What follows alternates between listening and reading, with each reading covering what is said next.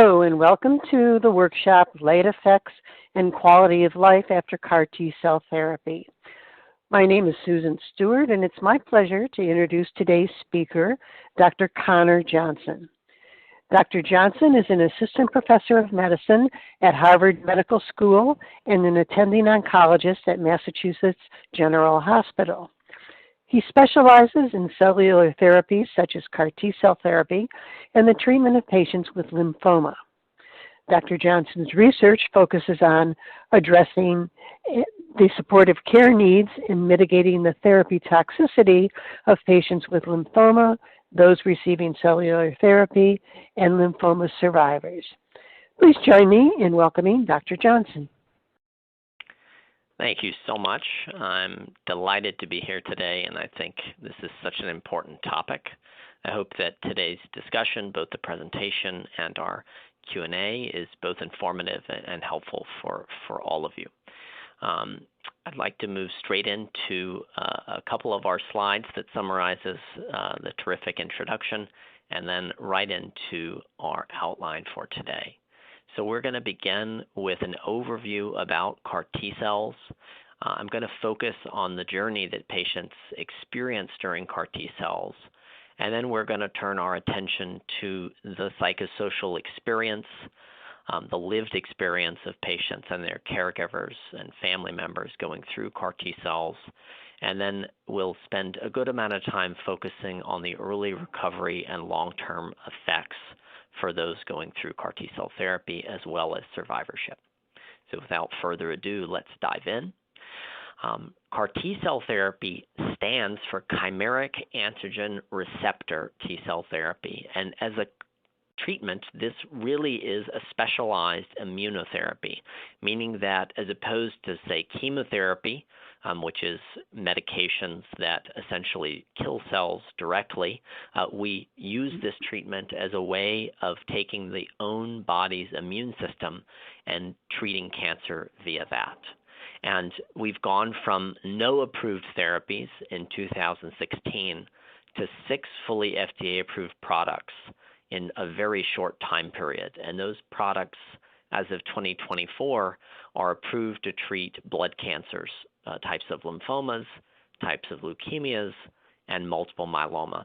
And there's hundreds of clinical trials ongoing, both at our center and many, many other centers throughout, looking at this type of therapy in other blood cancers and in solid tumor malignancies.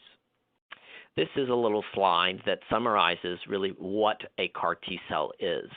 And what we do is we take a normal T-cell, which has broad functions to fight infections, but also abnormal cells in the body, and we build in a latch or protein binding area that will target the cancer cell. And that's represented by this little these 2 little rectangles at the top. And that latch allows the immune system to better see the cancer, because the cancer is able to hide from the body naturally because it's an altered version of ourself. And so that's really what this is, a genetically engineered or altered T-cell to target the cancer. CAR T-cells are complicated compared to maybe what we think about for a typical drug. So for a typical drug, we prescribe it and we schedule a date to give it and we start. But because CAR T-cells come from the person's own body, these are autologous T-cells, they're from the patient, the first step is we have to collect the T-cells. And so this is typically a scheduled session where a person will have a special catheter or IV in the arm or the neck, and then a machine will filter out the T-cells over a 3 to 4 hour period. Then those T-cells have to be manufactured or created. Remember, they have to be genetically engineered to express that special latch, and that typically takes anywhere from 17 days to 30 days or so, depending upon exactly which CAR T-cell is being used. The company making the CAR T-cell will ensure that the CAR T-cells are alive and that they expand to the right number of CAR T-cells for the treatment, and making sure that they have the proper characteristics to be used.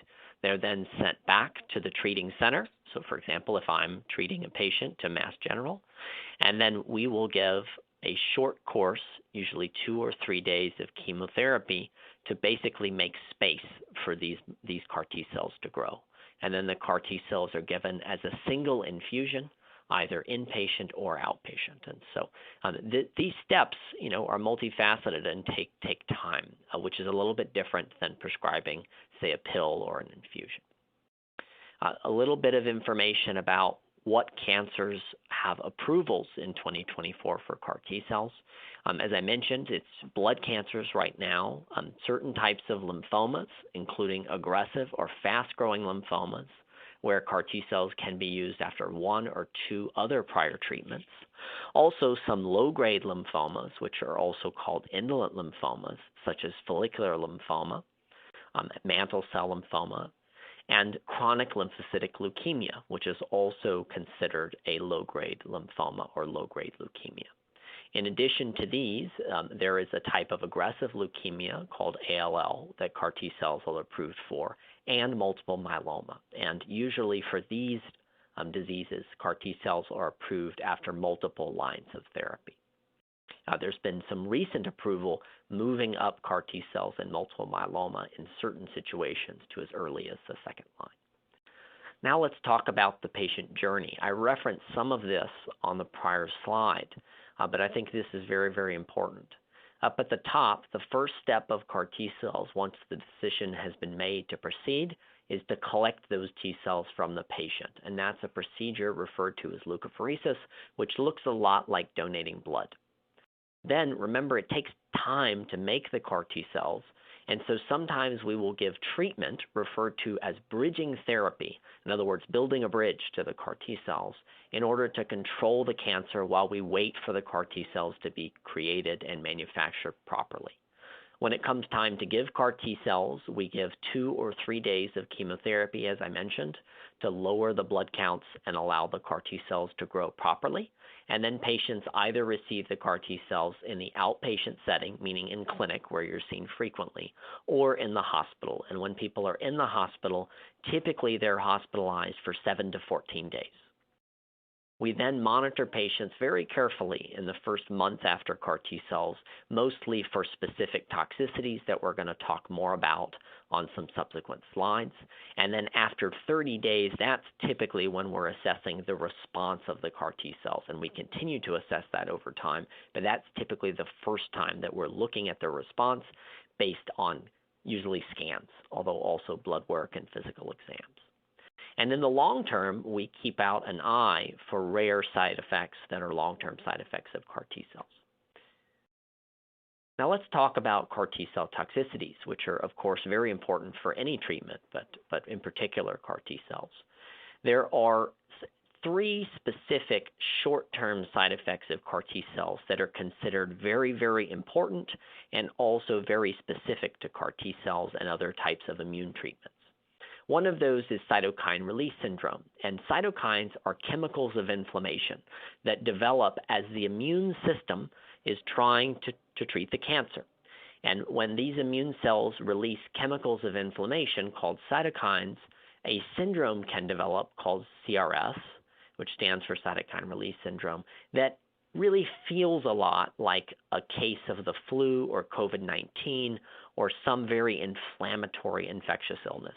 Everyone with this syndrome gets a fever, which is listed in the top left corner of the most common symptom. And other symptoms can be things like chills and muscle aches and significant fatigue, loss of appetite.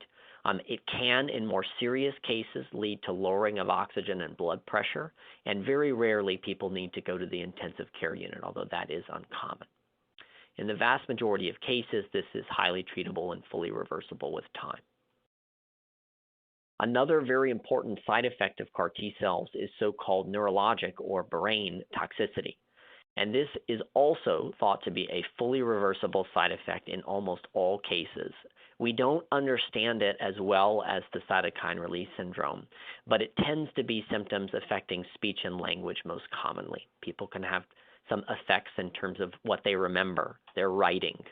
They can be confused. They can have tremors or some shaking. In more serious cases, there can be very, very significant confusion where people are very sleepy, or people can have very rarely seizures or brain swelling. We do have treatments for both of these very important toxicities. For cytokine release syndrome, we typically give anti-inflammatory infusions like tocilizumab, which is a drug that we can give to dampen down the inflammation from the cytokine release syndrome. And for neurologic toxicity, we typically give corticosteroids, which is a potent anti-inflammatory. The reason that we have such specialized monitoring for CAR T cells is because we want to identify these symptoms early and initiate the antidote or treatment for both of them properly. In other words, we don't want these things to gallop away from us. We like to have very careful monitoring and treatment for these toxicities, and a lot of the logistics of CAR T cells are set up to protect you to have early identification and management of these toxicities. There are some other toxicities that are very important to know about for CAR T cells. It's very common, really almost everyone, to have transient lowering of blood counts and more long-term lowering of immunoglobulin levels. Immunoglobulins are proteins that the body makes to help clear infections, particularly viral infections. Because of these lowering of blood counts and lowering of immunoglobulins, it's very common for patients after CAR T cells to be at higher risk for certain infections, most commonly viral infections. And so that is very important to be aware of, and the treating team is always looking out for infections and is setting up monitoring over time to minimize the risk of infections.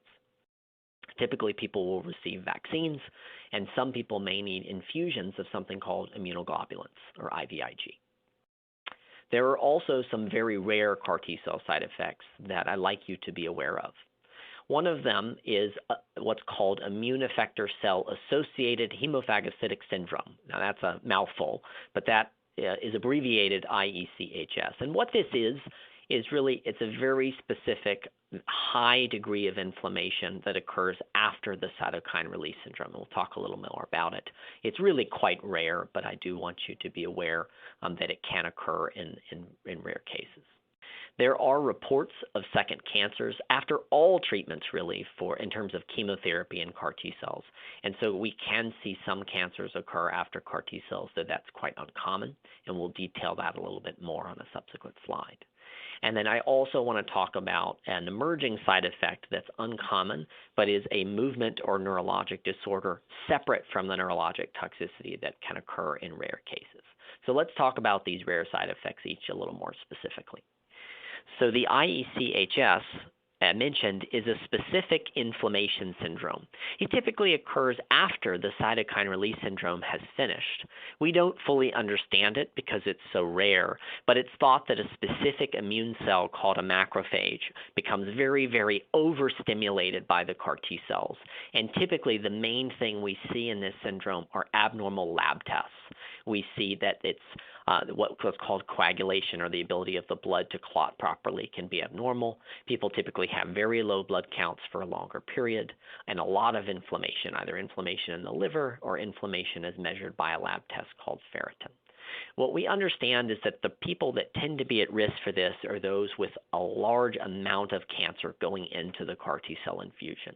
And so we typically do try to use that bridging therapy that I mentioned to minimize the amount of cancer that's present as you're going into CAR T cells.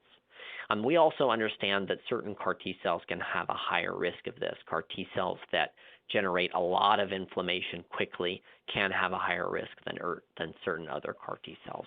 But really across the board for all of CAR T cells, this is very rare, on the order of 1% of patients. And so I think of this as something that you need to be aware of, but I don't think it's common enough of a side effect that it should be affecting decision-making in most cases. And we do have treatment for it, usually an anti-inflammatory injection called anakinra and steroids. Let's talk some more about symptoms. So we want to focus on the patient experience. This is a study that looked at the most common symptoms that patients experience during CAR T cells. Remember that cancer can cause pain, and so sometimes pain can actually worsen when you're receiving CAR T cells, because if you have sites of the cancer that are causing pain and we add in inflammation from the immune system, that pain can actually get worse before it gets better. And so some other common symptoms patients reported were swallowing difficulties, cough, shortness of breath, and numbness and tingling in the hands or feet. This is a separate study that looked at CAR T-cell therapy-related symptoms, and as you might see in lots of different treatments, the most common symptom was fatigue. Fatigue can be really challenging. If you do experience this, you're not alone. Most patients experience fatigue going through cancer therapy, but including CAR T-cells. Lack of appetite, headaches, chills, and then neurologic symptoms. Remember the neurologic toxicity, confusion, and difficulty with memory were the most common symptoms overall. Patients can have pain from cancer and CAR T-cell inflammation, and then from the chemotherapy we give, we sometimes see nausea and vomiting and diarrhea. And then patients can experience some dizziness and lightheadedness as they recover from CAR T-cells. So I think this is a good list of symptoms to say, these are the common things that we might see for someone going through the CAR T-cell therapy process. I've done a study shown here on this slide that tried to measure patients' symptoms physically. We asked patients, fill out this question survey of 10 questions that are common symptoms and rate how severe it is from 0 to 10, 10 being the worst, 0 being no symptom at all. And what you can see is that half of patients reported significant symptoms, symptoms that they rated as a high degree of bothersomeness during the CAR T-cell process. So about a week after CAR T-cell infusion, half of patients reported a symptom that was severe in nature for them. And what we can see is by 1 month that had improved, that had dropped to about a third of patients, and then over time, about a quarter of patients reporting. So what I take from this is to say that it's very common to experience physical symptoms, particularly in the first 2 weeks after CAR T-cells, but it is also very common that people experience significant improvement of these symptoms, particularly by the time that they're 3 months out from CAR T-cells. And many patients do report that quality of life is improving by the time you get to the 3-month mark. We also looked at psychological symptoms. Remember, this is a complex process with a lot that you're going through. I mentioned all the different steps of CAR T-cells and also thinking about bridging therapy in your treatments. And so we also looked at people's symptoms of anxiety, depression, and post-traumatic stress disorder, or PTSD. And what we saw is that essentially close to half of patients were experiencing significant symptoms of anxiety, depression, or PTSD as they went through the first month of their treatment, but that the rates of those symptoms improved considerably by the time they reached the 3 or the 6-month time point. There still are a subset of patients, it's the minority, but a subset of patients still going through these symptoms at the 6-month time point. And so one of my goals is to try to design ways that we can continue to improve the symptoms experienced by patients throughout this process. So what I want you to take home from this slide is that it's very common for patients in the first month to experience symptoms of anxiety, depression, and PTSD, but that for many patients, those symptoms do improve over time. I also want to mention a concept called prognostic uncertainty. What that refers to is just not knowing for sure what's going to happen. And that's very, very, very common for everybody going through CAR T-cells. Why? Because CAR T-cells are a relatively new treatment. The first approval was 2017. And I talk about, we're not incredibly good at predicting who's going to get the side effects of CAR T-cells and who's going to be cured or have long-term remissions with CAR T-cells. So that can create some uncertainty both for doctors and patients as you go through the process. And it's very important to focus on being able to live well and acknowledge the risks and benefits of CAR T-cells and the fact that there is some uncertainty right now for doctors and patients about who's going to get side effects. But to take heart in that, we're very experienced as centers in being able to manage these side effects successfully. Here's a quote from a patient about prognostic uncertainty, just to kind of summarize some of the challenges of saying, I'm not sure what's going to happen when I go through CAR T cells, and that we don't always have a great way to predict who's going to have these side effects. Now let's turn our attention to what happens in the time period after CAR T cells. So here's some common practices, certainly practices that I do for CAR T cells. Patients are often followed very, very closely at the CAR T cell therapy center for the first 30 days after CAR T cells. I see patients at least twice a week after they're discharged from the hospital until they're 1 month out from CAR T cells. Then I typically see them monthly, and that's pretty standard. Once you finish the first 30 days of CAR T cells, we do have patients who will often go home. Many patients live far away from the CAR T cell center, and then we start integrating the follow-up with the local team along with us, and teams work together well to try to integrate that follow-up. The reason that the follow-up is so careful in the first 30 days is to try to make sure that we identify and properly treat the cytokine release syndrome and the neurologic toxicity. And remember, those side effects almost always occur in the first 14 days after CAR T cell infusion. There was a nice study that documented this, that it's almost always in the first 2 weeks. It's very rare after the first 2 weeks. So that's why the monitoring system is designed to be very careful in the first 4 weeks so that we capture those side effects, manage them properly, and have people in a place where they're very unlikely to occur. And then that shifts more to a longer-term follow-up after the first month. Because cytokine release syndrome and neurologic toxicity can cause some significant fatigue, it can be common for there to be fatigue and physical stamina recovery that will have to occur even well beyond the first month. And fatigue and decreased stamina is very common in the first 6 months after CAR T cells and tends to improve over time.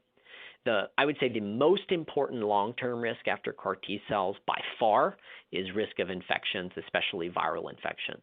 And so we typically provide our patients with guidance about vaccinations, about monitoring the immunoglobulin levels, and about common sense precautions, things like good hand washing and trying to make sure that we're not, being around people who are sick after CAR T cells, especially in the early period. All of this can be highlighted when we think about quality of life. Quality of life sort of integrates a lot of different things in our life, but we have ways to measure it. And so several studies have been conducted, including by myself, looking at quality of life over time with CAR T cells. And this is a chart that basically shows that over time, patients experienced, on average, improvements in quality of life when they receive CAR T cells. And that's measured on a score system called the FACT-G.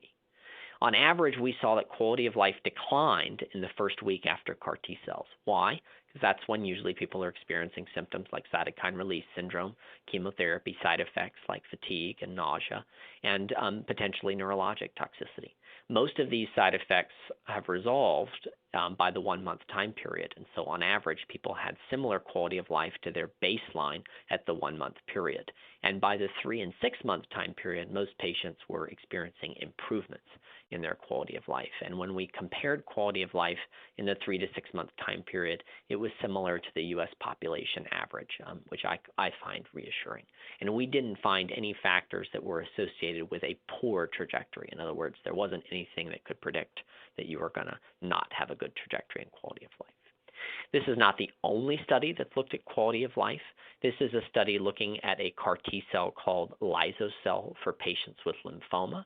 And again, this showed very similar things. What this is pointing out is the red is improvement.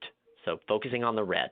And this was saying what percent of patients were having improvement in their quality of life over time. And notice that that red bar number is getting higher and higher as we move out. This actually followed patients all the way out to 1.5 years after CAR T cells. So I want to point out that what we're seeing is that more and more percentage of patients noting improvements in their quality of life the further we get out from CAR T cells. This is looking at what we call physical functioning. So this is not measuring quality of life, but just the physical function of patients over time. And again, same thing. You're seeing the red bar, which is improvement. That percentage of improvement is rising steadily over time, the further we get out from CAR T cells. Sometimes we also talk about quality of life in other ways and also compared to chemotherapy. So we think about a lot of patients who are going through CAR T cells have had chemotherapy before. And this was actually comparing a CAR T cell called Axi-cell compared to a standard chemotherapy regimen. And what we found, the CAR T is in blue on the left and it's in red on the right, but actually people's quality of life was better with CAR T cells than it was with standard intensive chemotherapy. And that's been seen in a couple of different studies. So I think the take home here is to say for lymphoma, we have some evidence that CAR T cells, patients receiving CAR T cells had a better quality of life than those receiving intensive chemotherapy. What about multiple myeloma? We've talked about how that's also a very important disease where people receive CAR T cells, and we see similar things. This is a study looking at a CAR T cell therapy specifically for multiple myeloma, and we see significant rates of improvement in quality of life and physical symptoms and physical function as we get to day 100. So again, that 3 to 3.5 month time point is a very important time point where it seems like patients, for the most part, report improvements in their symptoms. Now let's turn our attention to survivorship. And when we talk about survivorship, we're talking about the long-term experience after CAR T cells. This is a little slide that summarizes all the things we think about. How did CAR T cells affect you physically and psychologically? How does it affect your chronic other medical conditions, if you have any? And how do we think about long-term impacts on cognitive function, your ability to think and process information, and other cancers?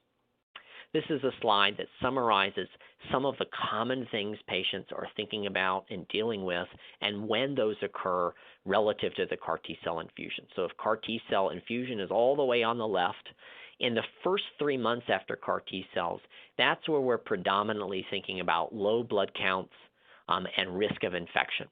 Bacterial infections, fungal infections are things we think about early on when people have particularly low blood counts. Usually people's blood counts recover by the 1 or 2 or 3 month time period. And so then the predominant infection long term that we're thinking about are viral illnesses. And that's, remember, because many patients can have lowering of their immunoglobulins, which are proteins that help with fighting infections and removing infections. And so I monitor people's immunoglobulins over the long term to try to help understand if that's something that's ongoing for patients.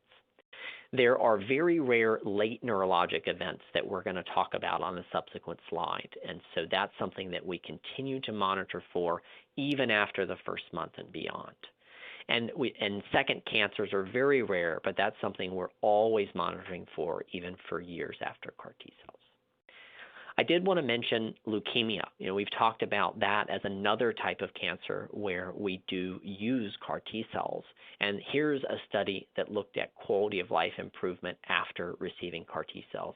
And this is a similar theme to what we saw in lymphoma and myeloma, which is that the vast majority of patients, particularly as we get further and further out from CAR T cells, report improvements in quality of life, physical function, and symptom and physical and psychological symptom burden, which is represented by these bars. And this is patients in this study were actually all the way out to 3 years post their CAR T cells. So let's talk about specific survivorship concerns. One study looked at patients who received CAR T cells anywhere from 1 to 5 years out from their CAR T cells and compared them to the general population. And reassuringly, they found no differences in their scores for quality of life, physical, and mental health. About a third of patients did report some ongoing cognitive symptoms.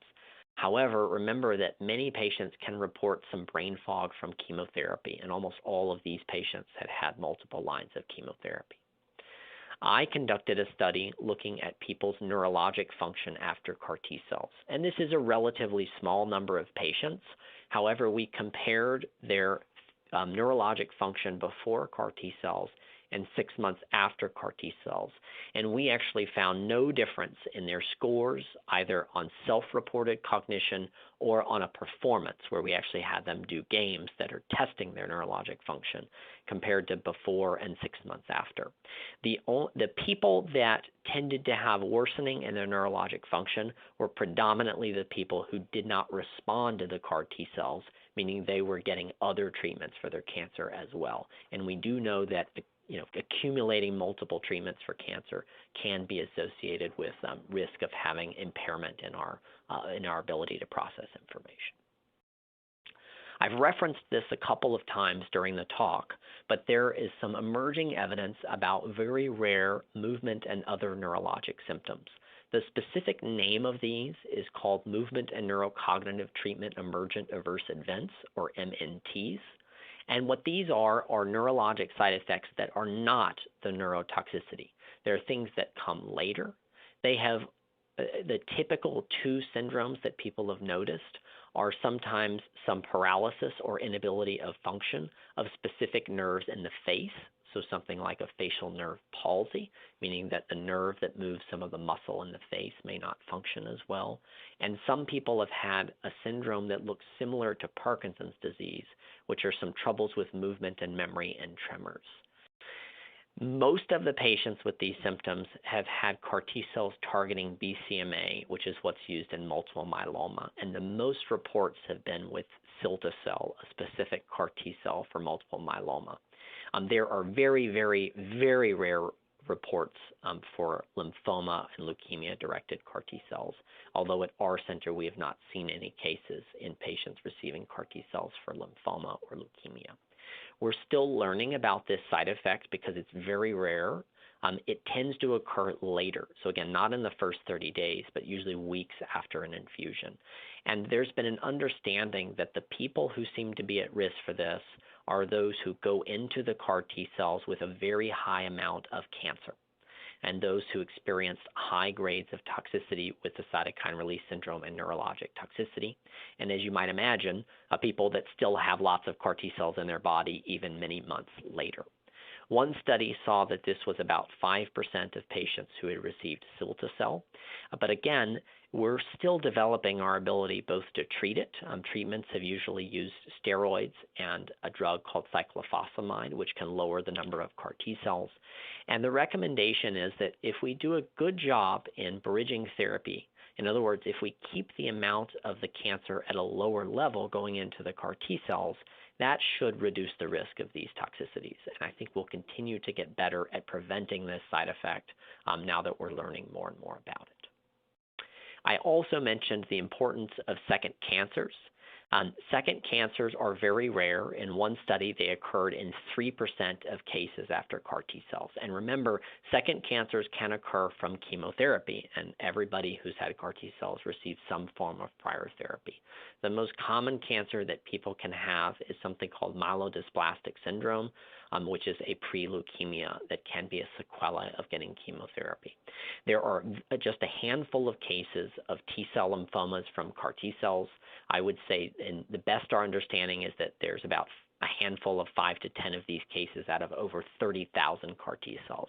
So this is a very, very, very, very rare risk. I think it's important to be aware of it, but I don't think the percentage risk of this side effect is something that typically affects my decision-making about CAR T cells with patients. Lastly, I want to mention that it's very important to note that in CAR T cell therapy, in order to monitor for the side effects, we require a caregiver for the first 4 weeks after CAR T cells. We also ask patients not to drive for the first 8 weeks after CAR T cells, mostly to do monitoring for the neurologic toxicity. So this therapy, has an important impact on caregivers who are providing very, very important care for the CAR T cell therapy patient, help us as a team in monitoring for toxicities. And this obviously is a stressful job and one that affects people's life. It affects their own health. It can affect their relationships. And it can cause financial toxicity, right? If you're not able to work because you're doing caregiving for that month period, we recognize that that can be very important. I actually, along with one of my colleagues, Anna Barada, conducted a study looking at caregiver-reported quality of life and psychological distress, and we found high rates of symptoms. So if you're a caregiver and you're experiencing stress, and symptoms, that's very common. We found that really in very, very, very many caregivers going through this process. And I want you to know, number one, you're not alone. And number two, as centers, we're working on trying to make sure that we maximize the resources to support caregivers going through this process. So I want to thank you all for your time and attention going through this presentation. I want to mention a few concluding points. Number one, for the studies that we've done and other groups have done, generally, quality of life and symptom burden improve after CAR T cell therapy across blood cancers, and I find this very reassuring. Number two, in our studies, quality of life does appear to decrease in the first week or two after CAR T cells, but by the 3 to 6 month period, for most patients, we're seeing significant improvements. And from what we've seen in some studies, the quality of life of CAR T cell therapy survivors seems to match the general population. And again, physical and psychological symptoms also improve, though can persist for a subset of patients, particularly fatigue. Cognitive outcomes, which are a concern, we've mentioned that, remember, neurologic toxicity is one of the toxicities, so cognitive outcomes are very, very important, but they appear very good based on the research to date, and it does appear that these are fully reversible toxicities from everything that we understand. And lastly, caregivers are very important, and certainly there's a significant burden in quality of life and psychological symptoms in caregivers, and I think we have work to do as a field to try to continue to make this as good as possible for patients and caregivers. And with that, I want to thank you all, and I'm super excited for our questions. Well, thank you, Dr. Johnson. That was an excellent presentation. We'll now begin the question and answer session. Excuse me. And joining us for the Q&A session are two additional people who have been through CAR T-cell therapy as patients. They're Sarah Meredith and Paul Gerhardt. I'd like to welcome them to this webinar.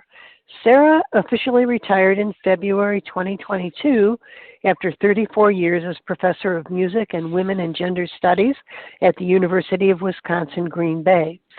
She was diagnosed with high-risk multiple myeloma and had an autologous stem cell transplant in 2019 and CAR T-cell therapy in May of 22. She now teaches private voice students in her home studio.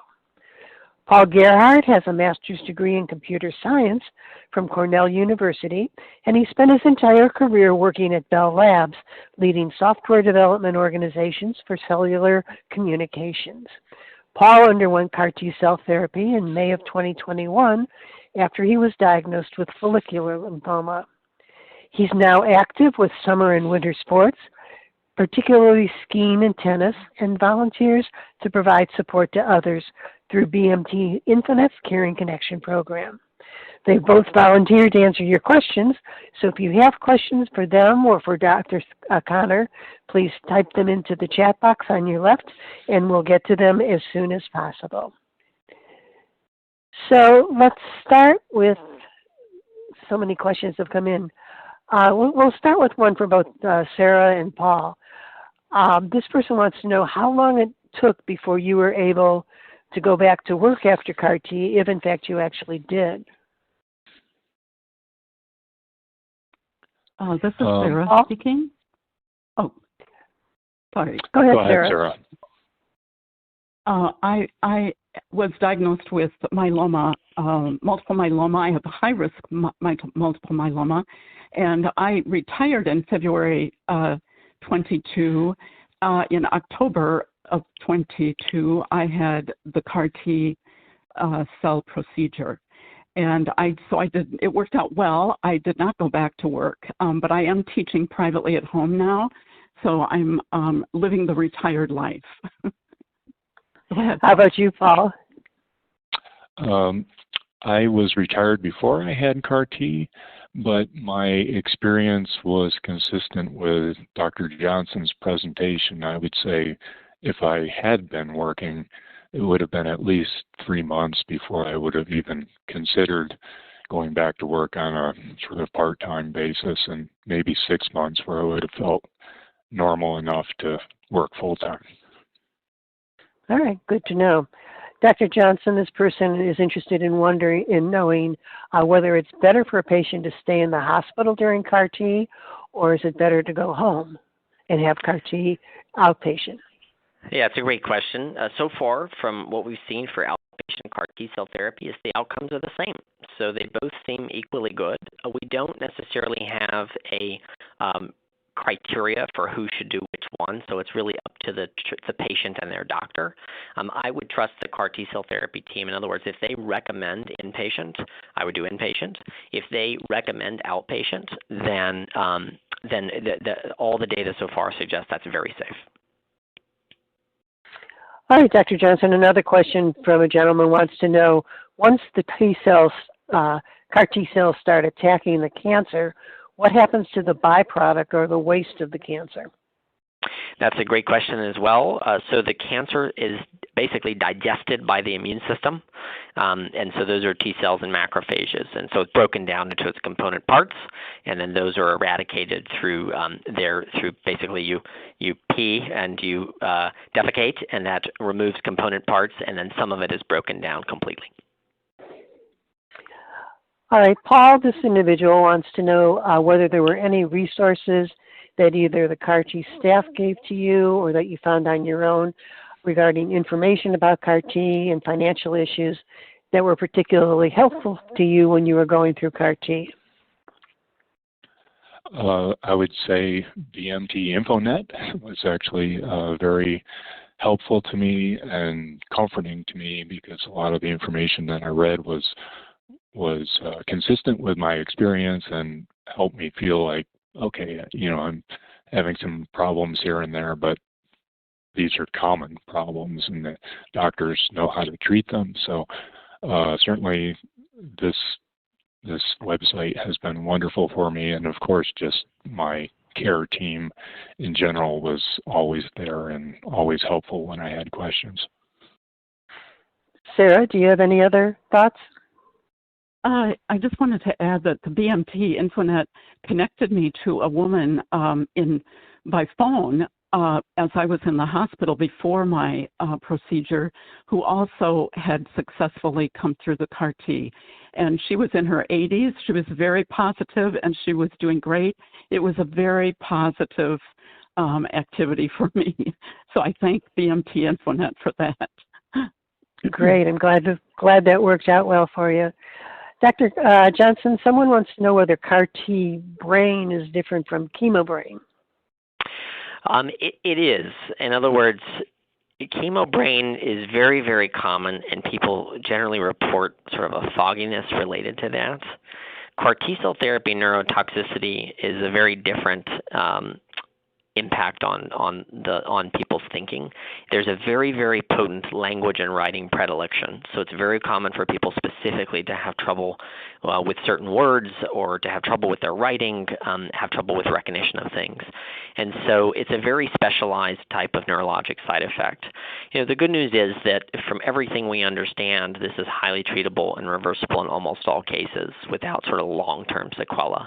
Although people can have, as we mentioned, some reports of some memory difficulties that can persist for a few weeks to months after CAR T cells. All right, and then another question from a woman who said that her husband in 2022 was part of a CAR T clinical trial for mantle cell lymphoma. The clinical trial is running for 15 years, and she wants to know what happens if a recurrence occurs during that time. So for mantle cell lymphoma specifically, there's quite a few therapies that are approved in the post-CAR T-cell setting. So it depends on what exactly treatments he's had in the past, but many people will use a drug called pirtobrutinib or some other medications that have been approved over the last few years for mantle cell. So there's still quite a few treatments available for mantle cell, even in the post-CAR T-cell setting. All right, and then this one is from a woman or a gentleman who says, my wife has multiple myeloma. She had CAR-T 27 months ago and has been treatment-free ever since. Her numbers are starting to rise, though, and it's anticipated she'll need to restart treatment soon. What treatment options are available to her after CAR-T? So similarly, it really depends on what her prior treatments were. There's a whole class of medications for multiple myeloma called bispecific antibodies. And so it would depend exactly what treatment she's had in the past, but that may be one class of medications that your treating team would consider using. There are multiple bispecific antibodies approved for multiple myeloma, and they're an immunotherapy that targets the immune system and can be prescribed. All right. And Sarah, this gentleman wants to know, thinking back on your CAR T-cell experience, is there anything you would have done differently to prepare for it? I think that I was part of a trial, and their idea was not to go on bridge therapy if possible. And I had a great deal of multiple myeloma present in my body. And if I did this again, I would certainly ask to have the bridge therapy earlier, because I went into the procedure with quite a bit of myeloma present, which I think affected my CRS reaction. But that's probably the only thing. All right. What about you, Paul? Anything you would have done differently? I can't really think of anything, no. Okay, great. This next question is from a woman who wants to know What helps people who do not develop immunity a year after CAR T? So when we talk about developing immunity, that's a pretty complicated topic in the sense that you can have immunity for some things and not other things, and development of immunity is a long-term process. What I would think about is recovery of the immune system after any treatment, certainly CAR T cells, is gradual. And what we try to do post-CAR T cells is monitor the recovery of the immune system broadly. We do a complete blood count with differential, and we typically measure immunoglobulin levels. If people are feeling well, though, even if they have low immunoglobulin levels, I typically don't necessarily give them immunoglobulin replacement. What I do is I make sure people are vaccinated for common infections, RSV, COVID-19, influenza, pneumonia. And then if people develop recurrent infections, then I often will start giving immunoglobulin replacement with something called IVIG. Those are probably the most common things that we do in terms of trying to think about the immune system recovery and modify it. All right. This woman has indicated that her daughter had all of the severe life-altering effects from CAR T cell therapy for multiple myeloma. She's had Parkinson's-like symptoms for over a year, and she had all of the symptoms you mentioned in your talk. She's wondering if there's any hope for recovery at this point. First of all, I'm so sorry for what she's gone through. We simply don't have a ton of information about what the long-term recovery is from Parkinson's symptoms after CAR T. I can say we've had patients have very good recoveries in our own center, but there's not really a study or a trial yet that's been able to put a number on that. So what I would say is to continue to follow closely with the CAR T team, and hopefully with time there can be continued improvement. All right, this gentleman wants to know how long the modified CAR T cells stay active in your body. It varies considerably, and we don't yet have an FDA-approved test to measure them, which I find frustrating as a treating physician. But in studies, it can range from months to years. Some of the original CAR T-cell recipients from the trials from years ago actually still have CAR T-cells circulating. So these can persist for long, long periods of time. I will tell you, we actually don't know what the right amount of time is to get the best response. In other words, you might think that you want the CAR T cells to be around as long as possible, but we actually don't know if that's totally true. We have not figured out yet how long CAR T cells need to be around to get the maximal response for different types of diseases. But the short answer would be that these can be around for years. All right, thank you for that. This woman would like to know that for patients who work a flexible remote job, do you recommend that they still take leave versus continuing to work during CAR T cell therapy? And if you recommend that they take time off, how long? I would usually take time off just because if you develop neurologic toxicity, which hopefully you won't, the risk of that depends on the specific situation and what CAR T-cell product you're receiving. But if you do, it's hard to work with neurologic toxicity. You want that to be fully recovered. I typically have people take 4 weeks off from the time of infusion till you're 4 weeks out from CAR T-cells, and then to make a decision kind of based on how the recovery period is going.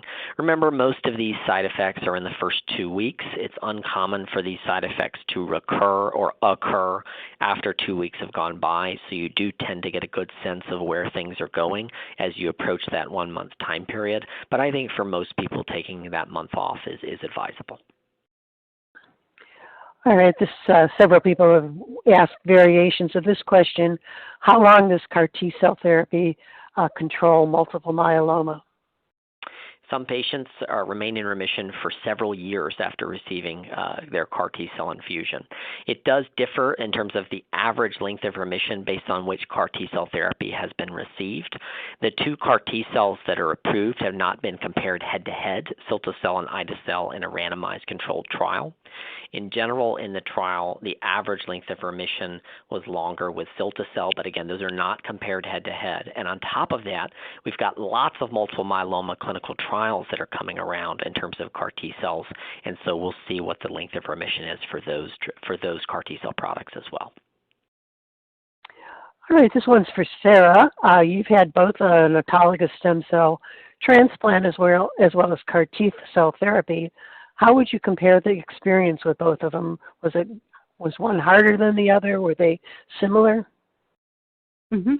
I would say that the duration of recovery was harder for me with the stem cell transplant, but the actual procedure, because I reacted so severely to the CRS, maybe those 2 to 3 months were difficult with the CAR T cell, but for me it was well worth it, as I got cataract surgery, hearing aids, and dental work done during my months after the CAR T cell that I could not have done when I had the cancer present. So it was very valuable, and I lived it to the utmost. Well, good for you. Good for you. Paul, you've got a fellow follicular lymphoma patient who wants to ask you a question. He has follicular lymphoma, is 18 months progression-free, and you're 3.5 years. He wants to congratulate you, and he wanted to know how many times you relapsed before you had CAR T-cell therapy, and have you been told that your CAR T-cell therapy is a cure for you? I had 2 relapses before CAR T. Probably a lot of people on the call have had similar experience. And my healthcare team has always hesitated to use the word cure. I'm very, very happy to be in remission after 3.5 years, and that's good enough for me. I just don't think about whether it's a cure or not. All right. Dr. Johnson, several people want to know whether you can have more than one CAR T-cell therapy and under what circumstances. That's a terrific question. The answer is, in general, repeat CAR T-cell therapy with the same protein target, so the same latch, has not had very good results. So in other words, repeating the CAR T-cell therapy, doing the exact same thing multiple times. However, as we've talked about, there are many, many, many clinical trials of new and different types of CAR T cells. And so that you absolutely can do. So for example, if you had in lymphoma, let's say that we did a CD19 CAR T cell, and later on there was the thought of doing a clinical trial CAR T cell targeting CD22 or CD79B and CD19. So in other words, different proteins. Those are absolutely pursued, and plenty of patients are doing that in clinical trial settings across the United States and beyond. Good to know. All right, this woman wants to know, after taking part in a CAR T clinical trial, how long does it take to be in remission? My husband is now going on 2 years and still taking the chemo meds daily. So typically people will assess the response 30 days after a CAR T-cell infusion, and essentially all of the 6 CAR T-cell products that have been tested, most patients already have a response at that time point. That doesn't always mean that it's going to be the peak response. Remember, when we think of response, we think of the cancer shrinking after getting the treatment, and then that's different from the best response. In other words, how much shrinkage do we get? Sometimes the best response takes more than 1 month to achieve, but most patients do get a response by that 30-day time point. Okay. Next question is, do you see greater cytokine release syndrome and neurotoxicity issues with people who have autoimmune diseases like rheumatoid arthritis? There's been no association of autoimmune disease with augmenting the risk of these toxicities. The main risk factor for having these toxicities that's been identified time after time is the CAR T-cell therapy you get. And so that's why it's good to talk to your team about which CAR T-cell therapy and why, and how much of the cancer you have going into the treatment. All right. You mentioned vaccines. This person wants to know, do you recommend similar guidelines as those followed by transplant, or are there different ones that you recommend for CAR T patients? Yeah, another great question. To be clear, there are different standards at different institutions, and I'm not sure that there's one right answer that we've identified yet. My own practice is after 3 months have passed since CAR T cells, I vaccinate for COVID-19 and influenza because those are, two common viral illnesses that we don't want people to get. And over the long term, I make sure people have been vaccinated for shingles, for RSV, for COVID-19, for pneumonia, meaning bacterial pneumonia, in addition to RSV. But I do not do a full transplant revaccination series. So, Sarah may be able to comment on what that's like, but many people who go through a transplant will have a 2-year period where they get multiple vaccines to be fully vaccinated, much like in childhood. I do not do that for CAR T cells because remember, it's not a transplant. You don't have your full immune system wiped away. You're getting genetically engineered targeted CAR T cells. So I do vaccinate, but not to the same degree of a transplant. All right. This person said that she's taking medication to keep depression and anxiety under control. She wants to know whether this will affect her risk for CAR T side effects. It shouldn't. There's really no association with antidepressants with risk of CAR T cell therapy, neurologic toxicity, or persistent toxicities with CAR T cells. So I think it's perfectly safe to continue those medications. Now, the one thing is some people will be on benzodiazepines. That's a medicine like Ativan, which they'll take for, say, panic disorder or for other things. That medicine can cause some depression of thinking. So in other words, it can affect people, how quick people respond to certain statements.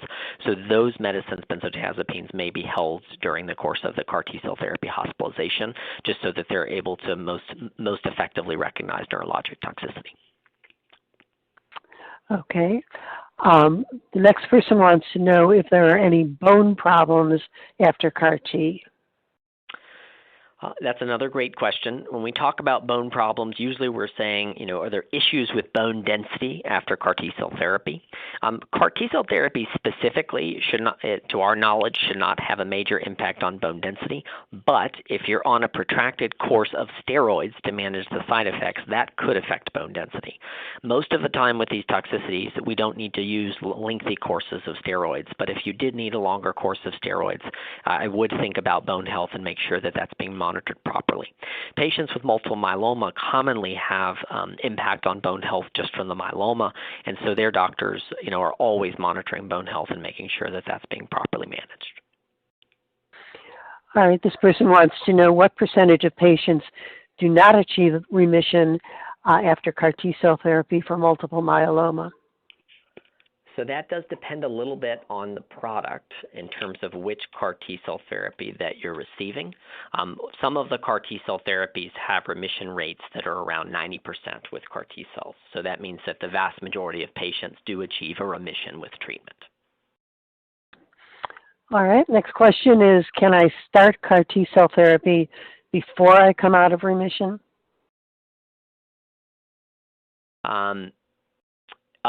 You mean as a preventative, sort of before that? And that's another great question. So far, there's two answers to that. If someone is in remission from, let's say that they get first-line therapy for diffuse large B-cell lymphoma and they're in remission, no. There's no FDA-approved product to give CAR T cells in that situation outside of a clinical trial if one is developed. However, sometimes patients will receive bridging therapy. Remember, Sarah mentioned that bridging therapy, and then I talked about it in my talk. Sometimes people will receive bridging therapy and go into remission from the bridging therapy. In that situation, we still give the CAR T cells because the bridging therapy and CAR T cells together can be given. And the idea from the CAR T cell there is to try to get rid of small amounts of the cancer that may still be there after the bridging therapy. So hopefully that makes sense. In other words, if you've received first-line chemotherapy and you're in remission, we don't give CAR T cells. But if we're doing bridging therapy and there's a remission, we still give the CAR T cells. All right, this gentleman had CAR T October 2nd of this year for diffuse large B-cell lymphoma. He said he still has lots of nasal and cough expectorant. Is this normal? He has lots of antiviral and antibiotic treatments since. He's been cancer-free at the 1-month scan. Should the amount of mucus be concerning? It sounds a lot. Obviously, a doctor doing an evaluation of things is better than us on the call. But I've got to tell you, many patients have recurrent viral upper respiratory tract illnesses after CAR T cells, and it often has to do with those low immunoglobulins that we talked about. And so I don't consider it concerning that there's a lot of mucus and some recurrent viruses. That's just very common here from the low immunoglobulins, and most likely it's just going to take time for immunity to continue to build. My strategies for these, number one, I try to make sure that people are well vaccinated for the common things that cause this stuff, RSV, flu, and these other viruses, pneumonia virus called Prevnar, pneumonia vaccine, excuse me. And then secondly, it's probably worth, if you're getting recurrent viral illnesses and lots of mucus production, just to ask the team what they think about immunoglobulin replacement with IVIG if that's not been done. All right. Sarah and Paul, this one can be for both of you. We'll start with Paul. This person wants to know whether there were any complementary therapies like exercise or yoga or anything of that nature that you used to help you recover after CAR T. I have always been a very active person, and as soon as I could, I started exercising just sort of on my own as I could. I had opportunities to do that in my care team setting, but I just chose to do it on my own. I felt it was very important for me to do that, and I could tell on my own what I was capable of and what I wasn't. So, I started out walking to the kitchen and then walking to the mailbox and then walking down the block, and I just built up on my own and am now almost back to where I was before CAR T. Great. What about you, Sarah? Were there any complementary type therapies that you used that helped you recover? Yes, probably just like Paul, starting out with a little bit of walking and then increasing it. I did so many steps on my Fitbit every day and tried to increase it every day. We walk our dog daily, and so I started out walking very short distances and increased it up to 2 miles again, which was amazing. I also did eventually chair yoga was good, and Tai Chi is also excellent for balance and helped me regain some of those items that I've lost. Great. Dr. Johnson, this person wants to know if there's a certain diet one needs to follow after CAR T. There's no special diet. The one thing I would say is if you're neutropenic, meaning the neutrophils are a type of white blood cell that can be lowered in some patients, it's a minority of patients, but some patients after CAR T cells, then I usually have patients be careful about raw meat and well water because there can be bacteria in those circumstances. Most patients are not neutropenic after CAR T cells, and so there'd be no dietary restriction whatsoever. All right. Paul or Sarah, did you have any dietary restrictions? Sarah, starting with you. Yes, I was neutropenic for a short time, but I would say that I have changed my diet quite immensely. I eat really mostly plant-based diet, and I grew up on a farm, so I'm used to eating a lot of beef and red meat, but I've cut back a lot on that, and fruits and vegetables increased quite a bit. But I'm currently on Talvey. Oh, I was just sorry. Go ahead. I'm sorry. Go ahead. I'm sorry. I didn't mean to interrupt. I'm currently on Talvey after my relapse, which restricts my diet even more because you lose some appetite, and so I've changed my eating immensely since my CAR T. Go ahead, Paul. Yep. Sorry. Paul, did you have any dietary changes? My only challenge, to be honest, was to get enough calories to gain some weight. I lost weight through all the chemo and the CAR T and everything, and I didn't have a lot of that to begin with. So my only dietary challenge was eating stuff that I wouldn't normally eat, like fettuccine Alfredo, because it has so many calories, to just try to get my weight back up. All right, Dr. Johnson, this person wants to know what help is available for people who do not recover immunity after CAR T. So in terms of what options there are, for patients who've had multiple myeloma or lymphoma and had a stem cell transplant in the past, you can ask your doctors about whether there are any leftover stem cells that could be given. That has not been studied in a clinical trial, but is something we can think about. If you're someone who has never had a transplant and there are no stem cells, probably the main piece for immunity is thinking about vaccination and IVIG, which is immunoglobulin replacement therapy. Okay. Does low IgG cause fatigue? Typically, we don't think of it in and of itself causing fatigue, but remember that does put you at risk for recurrent viral illnesses, which absolutely will cause fatigue. Okay. So indirectly, yes. And this follow-up question is, how can you conquer fatigue after CAR T-cell therapy? I think this is one of the hardest things about CAR T cells and cancer therapy in general. We don't have a sort of one-size-fits-all approach for fatigue, but some important principles are the following. I think it is critical to try to ensure that there is a physical activity regime in place in order to try to facilitate recovery. I think Sarah gave some excellent examples of physical therapy, physical activity regimes. It's also very important when you institute a physical activity program that you don't have major ups and downs. Some people will have a day where they feel okay and then go all out, and then they'll crash and have a day where they don't do anything, and then this up and down will perpetuate fatigue. So some of the best things for fatigue is consistent physical activity that builds slowly over time. All right. This person would like to know whether getting spinal surgery is discouraged after CAR T-cell therapy.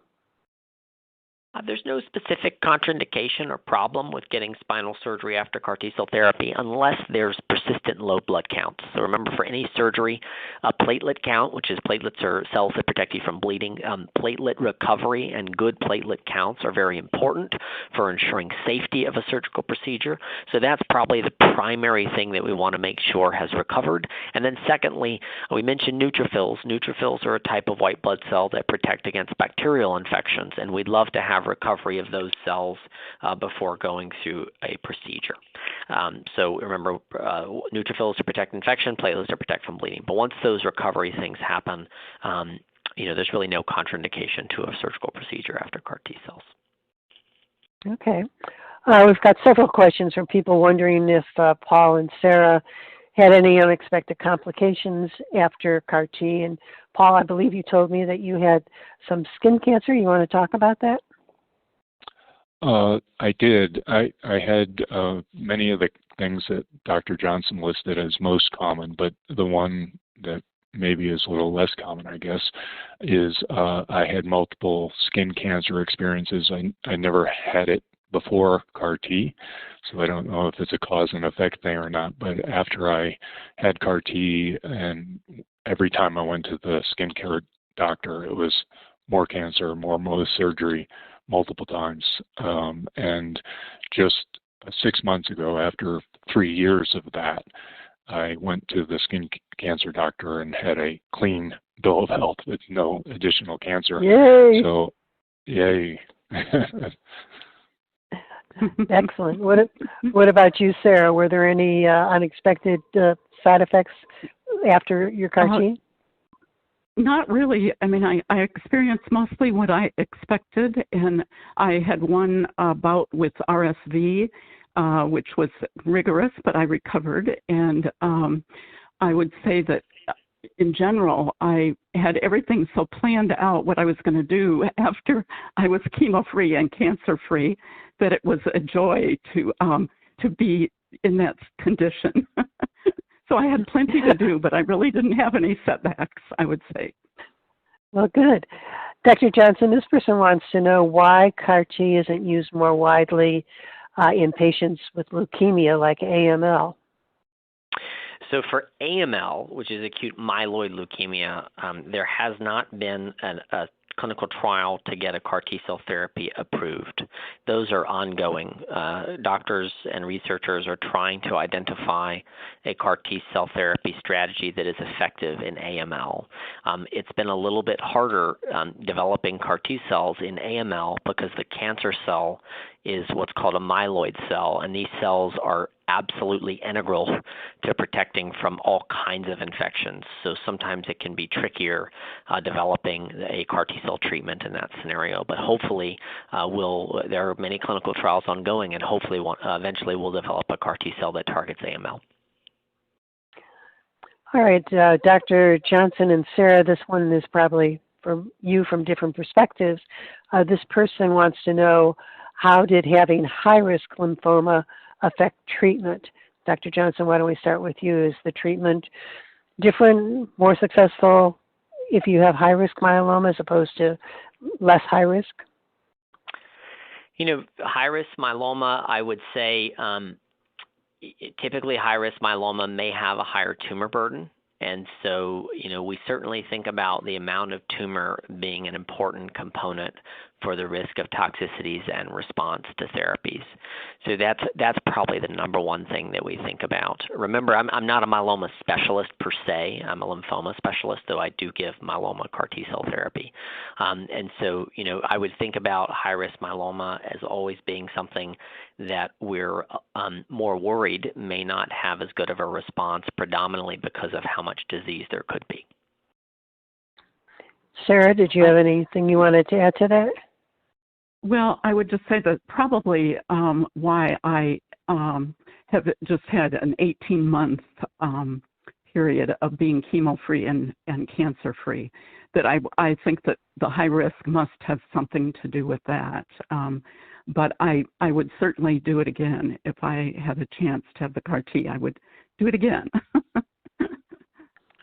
All right, Dr. Johnson, this woman is saying that her daughter is currently in the hospital getting CAR T-cell therapy. She's only 36 and hopes to have children. She has multiple myeloma and plasma cell leukemia. Have you experienced people this young having children after CAR T? There's no study, but I have. I have had patients who have had children after undergoing CAR T-cell therapy and have had good pregnancy outcomes. I'm hoping that we'll get a nice study that'll be able to give us numbers on those types of things.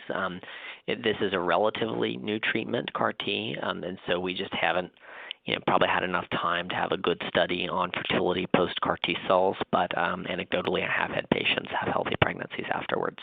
Now, for any individual patient, when we talk about fertility, it's very important to talk with the treating team because remember, fertility integrates lots of different things, including what bridging therapies have been given and all kinds of stuff like that. So very important to talk with the treating team about the specific situation, but we have had patients have healthy pregnancies after CAR T cells. All right. This person wants to know if someone has multiple myeloma and prostate cancer and undergoes CAR T-cell therapy for myeloma, will it have any effect on the prostate cancer? Yeah, that's very, very good. We've had lots of really good questions. There is some concern for any cancer that if we lower the immune system, so if we give a treatment that lowers the immune system, that potentially the other cancer could take advantage, because we're talking about how the immune system is important for cancer. So if the CAR T cells lower the immune system, maybe the prostate cancer would have an opportunity to grow. That is a theoretical concern of the CAR T cells, and we've talked about how rarely there are second cancers after CAR T cells. That said, there's nothing that says that you can't get CAR T cells when you have prostate cancer. Perfectly fine to go through CAR T cell therapy for myeloma while having prostate cancer. But it is important for the teams to talk to each other. So if you have a myeloma specialist and a prostate cancer specialist, we are going to want to have monitoring of the prostate cancer, after your CAR T cells. And so as long as everybody's working together, that's not a reason not to go through CAR T cells. All right, we're getting close to when we'll need to end. Sarah, there's a question here for you. This person wants to know what kind of treatment did you go on after you relapsed after CAR T-cell therapy, and has it been effective for you? I have, since June, I have been on Talvi, and it has been effective in that my blood numbers are stable, and that's very positive. There are some uncomfortable side effects from it, but I have kind of dealt with each one, and it just seems like this is the best thing to do. I have to rise to the occasion. But definitely it has helped. It's maintaining my blood numbers. So I've had a really good outcome of it so far. So I'm happy about it. And Paul, you've not relapsed. Are you finding yourself taking fewer medications since CAR T or more? I take basically nothing. So I haven't had any bad situation related to medications due to CAR T. Great. Good to know. All right, this will be our last question. Are there any guidelines, published guidelines or guidelines anywhere, Dr. Johnson, about post-CAR T care, particularly when people go back home to their local physician? There's not really an established single guideline of what to do in the post-CAR T-cell care. I've actually suggested that we write these and establish a clear guideline. So the most important thing, in my opinion, is just ongoing communication between both teams. There's a lot of experience with patients transitioning from their CAR T center to their local team, and I think we do a great job of that. And so as long as there's communication about any questions, that's typically, but we don't have a standard set of guidelines that are published. All right. Well, on behalf of BMT Infonet and our partners, I'd like to thank Dr. Johnson and Sarah and Paul for an extremely helpful presentation and question and answer session. And I do want to shout out to BMS, Bristol Myers Squibb, whose generosity allowed us to have this webinar today.